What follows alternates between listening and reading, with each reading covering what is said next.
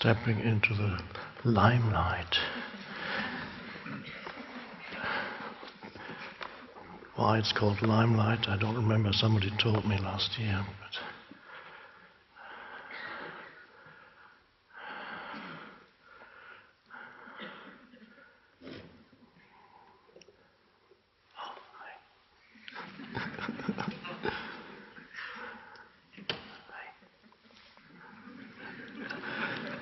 I see you now.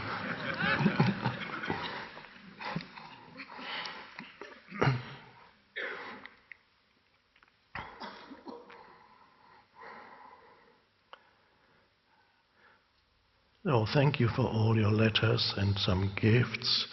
And I haven't read them all yet, but I will, before the end of today, read all the things, not just the questions that went into the basket, but also letters that you sent me and so on. I'm not quite through yet, but I'm getting through. Thank you so much. And the gifts also.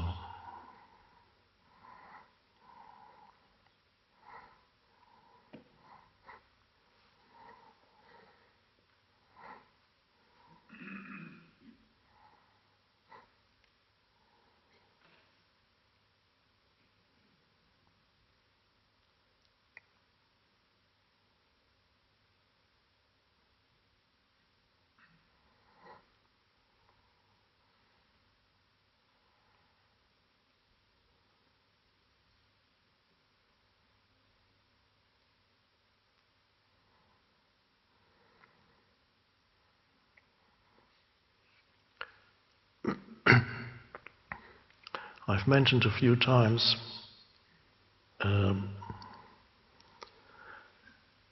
the ancient Greek myth of Narcissus, the young man who, according to this tale, mythological tale,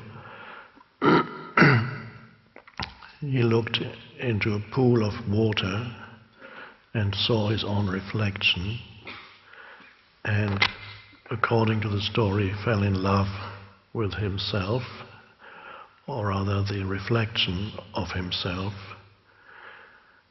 And I see this as a way of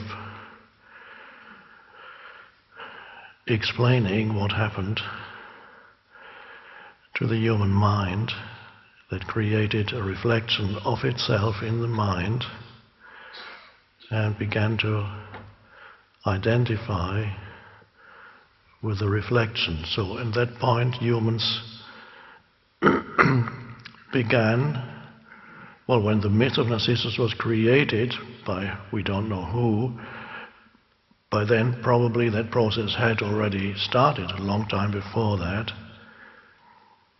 So falling in love with a mental reflection of yourself, or I would slightly reinterpret that, not so much falling in love, because it's not always necessarily love. The relationship that you have with yourself can be a very problematic one, and sometimes it's self-hatred.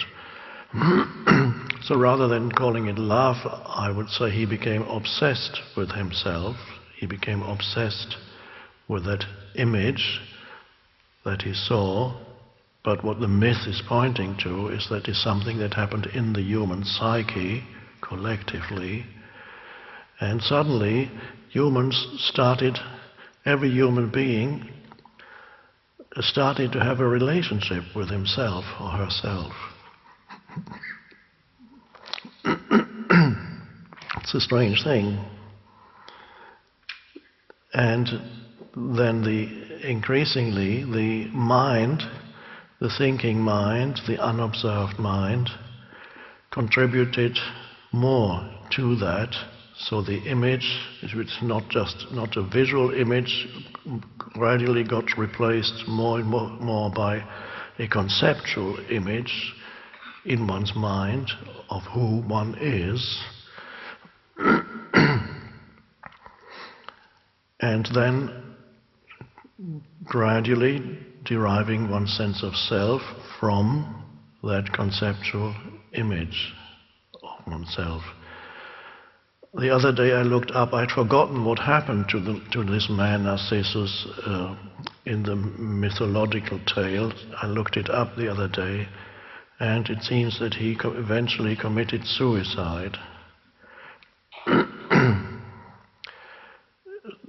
This is significant too, because there's a deep truth embedded in that, and that is that the human ego seems to have a self-destruct mechanism built into it. In other words, it is the main cause of human suffering, because it is the egoic unconsciousness, especially on a collective level, that creates the largest percentage of human suffering. If you look back 20th century, most of the dreadful suffering was not through natural disasters or even through illness that happened to individual human beings or accidents that happened to individual human beings, but man-made suffering through violent conflict. And so the ego creates suffering for yourself, both on a personal level and on a collective level. The ego being the unobserved mind, in the absence of awareness, in the absence of presence. It creates suffering. It doesn't want to create suffering. It wants you to be more fully yourself. It wants you to be better than others. If you can't be better in victory, you can be better in your misery than others, more miserable than others.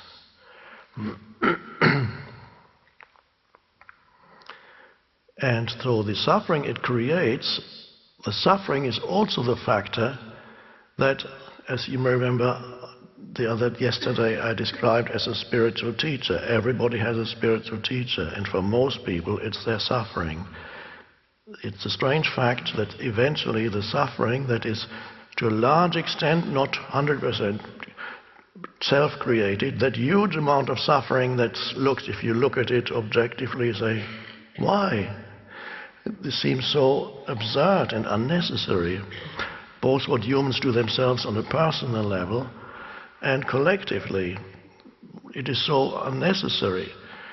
If you look at the madness of the First World War that is then got extended into the Second World War, for nothing, they started killing each other. The ego, the collective ego, needed to triumph. So the suffering, a large amount of which is self-ego created, eventually awakens you, and then the awakening is the end of the ego. So there is a self-destruct mechanism built into the ego, which is a good thing.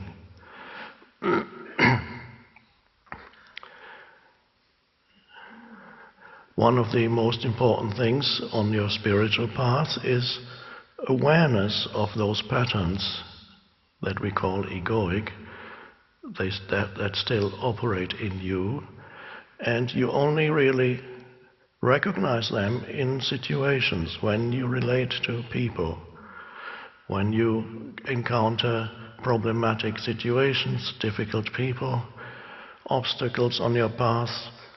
It's then, that's why these things are so helpful. You could easily remove yourself to a little cabin for a year, and you might find either you will go insane because your own mind will drive you insane, or you might, if you're a good meditator, you might be able to achieve a measure of inner peace through daily meditation in your cabin, and there's nothing wrong. to occasionally withdrawing. But if you do that as a way into the spiritual dimension, then you may find that the depth of your presence that arises in the protective environment of the cabin or even the ashram, it may not be very deep. And then when you come out of your cabin and go back into being with people and encountering situations, you may find that you quickly lose it. As the story I told before that was told me by a monk, a Buddhist monk, Western-born Buddhist monk in Thailand. He went very deep eventually, but when he was a young monk, he meditated in a little hut up the mountain, half an hour from the monastery, and was there in isolation for, I believe, 6 months or longer. And one person would bring him food once a day, and nothing disturbed him except the bees and the mosquitoes and the heat. So he had to surrender to these things, which after a while he was able to do. And then he became more and more peaceful. At some point, the bees, for some reason there were lots of bees there, and sometimes his body would be covered with bees, and he made peace with the bees. And said, it's okay, giving them loving kindness, metta. And they didn't sting him. It's amazing.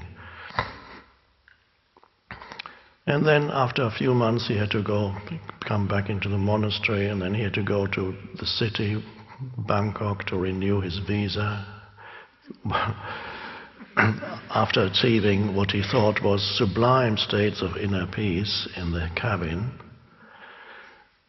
So he overcame the obstacle of the bees, he overcame, because he surrendered, the obstacle of the mosquito, the obstacle of the extreme heat, the obstacle of relatively little food, all that he surrendered to. And so became very, very peaceful. And so this is enlightenment. I made it. And so he had to go to Bangkok to renew his visa, and there was a lineup.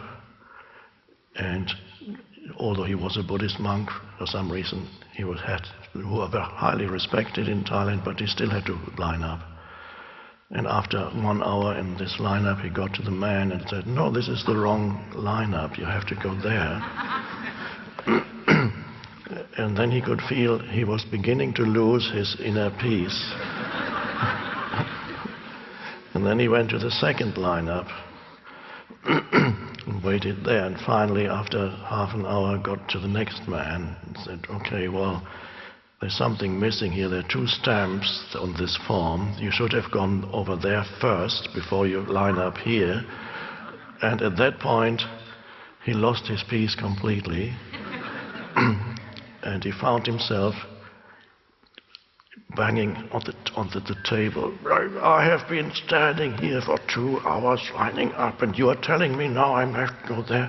And at that moment, he observed himself again. Said, "Oh." So he wasn't totally lost. He just lost it briefly.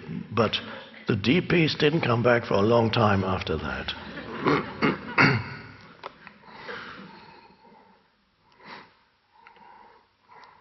So it's a welcoming the challenges, we talked about it before, welcoming the challenges of everyday life. Without that, first you wouldn't get a reflection of where you are at as far as your state of consciousness is concerned. How upset do situations, how much power do situations and other people have over you and over your state of consciousness? How often do you get upset, irritated, reactive, and so on? That's a good reflection of how present you are.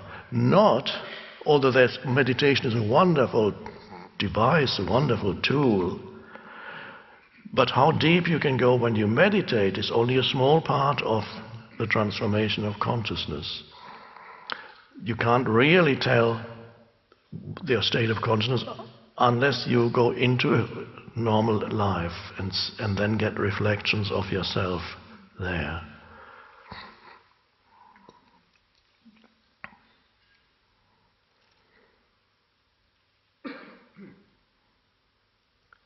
Human beings, it's not the case that humans either have an ego or are totally free of ego. The ego manifests in human beings in varying degrees. Most humans have a lot of ego that determines their thought processes and their emotions, but a little bit of awareness also in between. They may still be capable of empathy, sometimes with a limited number of people, perhaps only empathy with your family members or empathy with the people who belong to your particular group, your collective.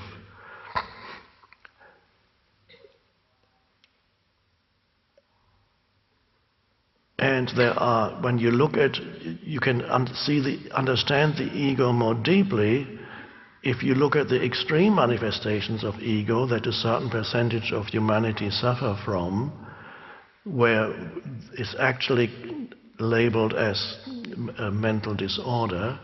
Then you see that many mental disorders are actually just a more extreme form of what is the normal egoic state. And when you see the normal egoic state in a more extreme manifestation, then you can recognize it also when it appears as a normal state. An example of that is paranoia.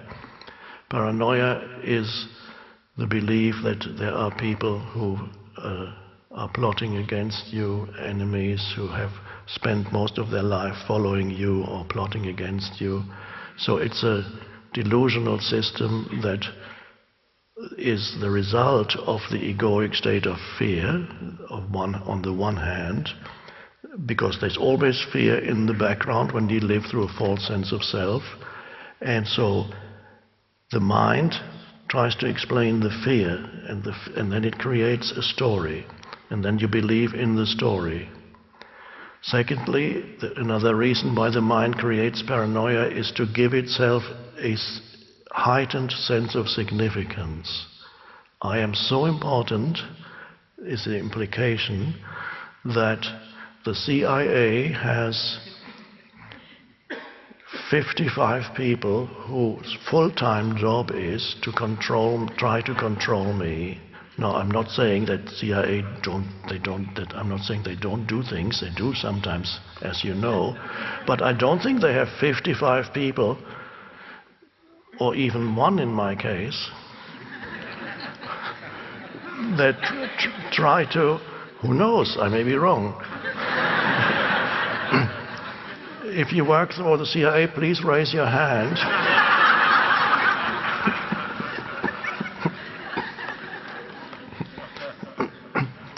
But you can see, if that is the story that your mind believes in, how important you suddenly feel.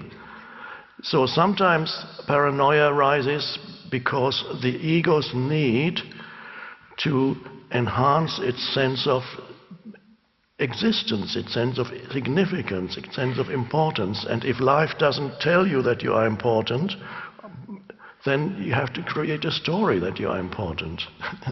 And paranoia is one way of creating a story that gives yourself importance.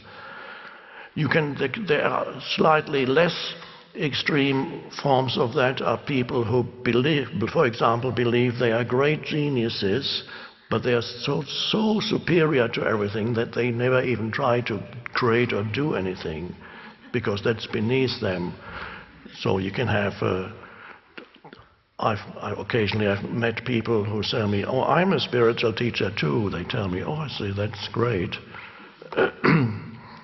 Have you written anything? Or, no, I don't write this. The true teachings are all beyond words. I don't bother with that. Well, that's fine. They may. But that gives you a sense of you are actually superior to most people, all these insignificant people who are so, in their insignificance, they have to write books.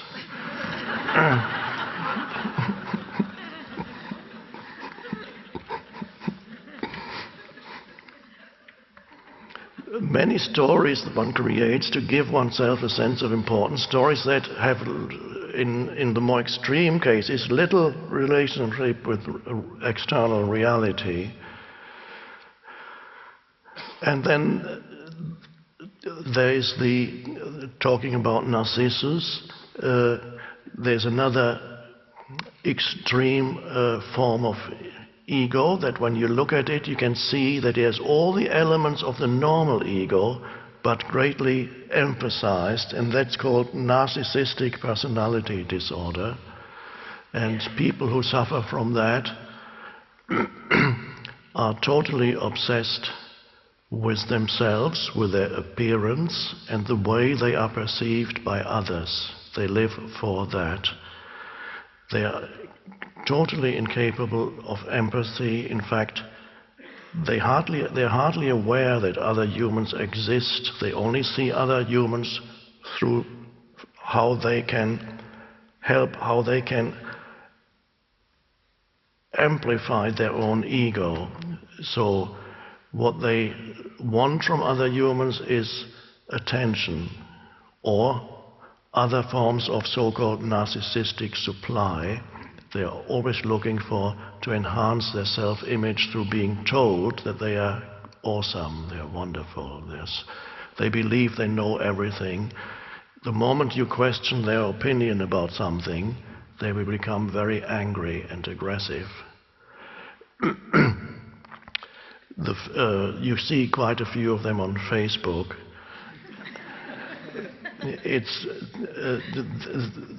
But there's still a human being underneath that dysfunction. It's just an extreme form of ego.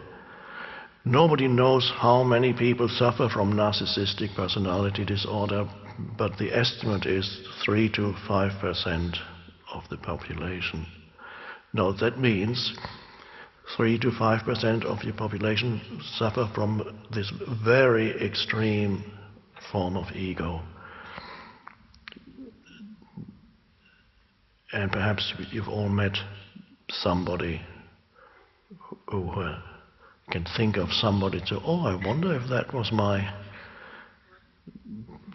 dad, or that was my ex-dad, that was my ex-husband, my ex-wife. Hopefully not your present husband or wife.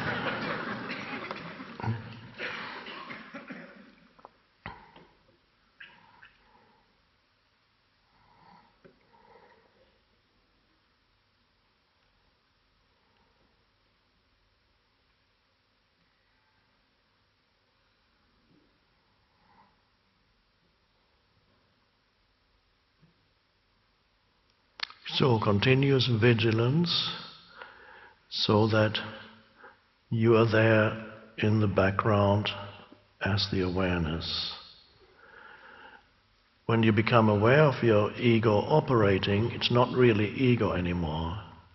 The real ego